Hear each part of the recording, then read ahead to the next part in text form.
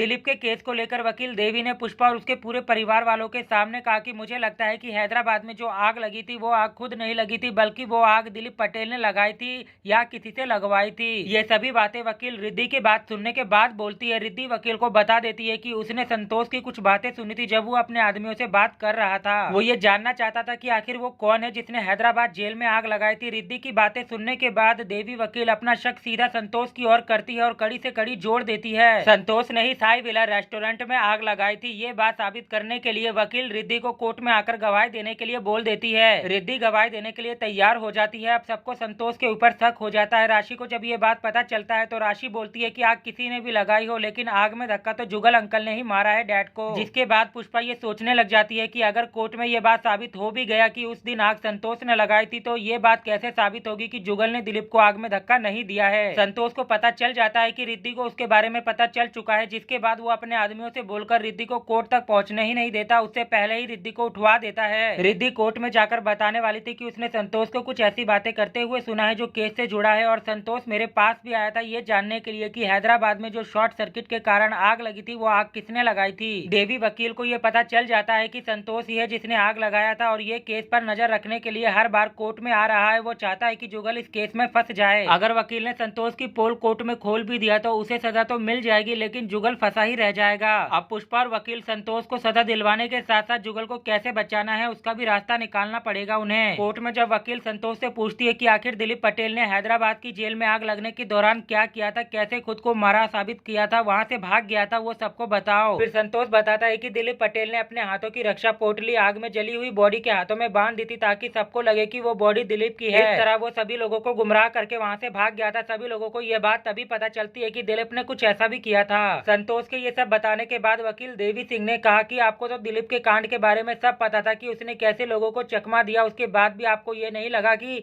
दिलीप इस बार भी वैसा कर सकता है, लोगों को चकमा दे सकता है। और क्या पता दिलीप ने फिर से वही तरीका अपनाया हो, अपनी चैन और घड़ी किसी और बॉडी के हाथों में लगा दिया हो। जज से देवी वकील ने ये भी कहा कि जज साहब हैदराबाद जेल में ये साबित नहीं हो पाया था कि वो बॉडी दिलीप पटेल की थी या किसी और की। सेम वैसा ही इस केस में भी हुआ है। इस केस में अभी तक ये साबित नहीं हो पाया है कि वो जली हुई बॉडी दिलीप पटेल की थी या फिर किसी और की है। जुगल को बचाने के लिए देवी वकील सिंह को कोर्ट में ये साबित करना होगा कि वो जली हुई बॉडी दिलीप पटेल की नहीं बल्कि किसी और की है, जो साबित करना थोड़ा मुश्किल लग रहा है। संतोष ने आग लगाई है ये बात साबित करने के बाद संतोष तो होगा सलाखों के पीछे, लेकिन उसके साथ साथ जुगल भी सलाखों के पीछे ही होगा। आग संतोष ने लगाई थी ये बात साबित करने का मौका भी पुष्पा के हाथों से और देवी के हाथों से गया या फिर नहीं, ये भी देखना भी बाकी है। और अभी ये जानना भी बाकी है कि आखिर दिलीप पटेल जिंदा है या फिर नहीं। जुगल को बचाने के दो ही रास्ते हैं। पहला, अगर ये बात साबित हो जाए कि आग से जली हुई बॉडी दिलीप पटेल की नहीं है, और दूसरा दिलीप पटेल खुद आकर कोर्ट में गवाही दे दे। फिलहाल शो तो काफी इंटरेस्टिंग होता जा रहा है, देखने में बहुत मजा आ रहा है। ये शो देखते हैं कि आगे की कहानी में क्या क्या देखने को मिलने वाला है हमें।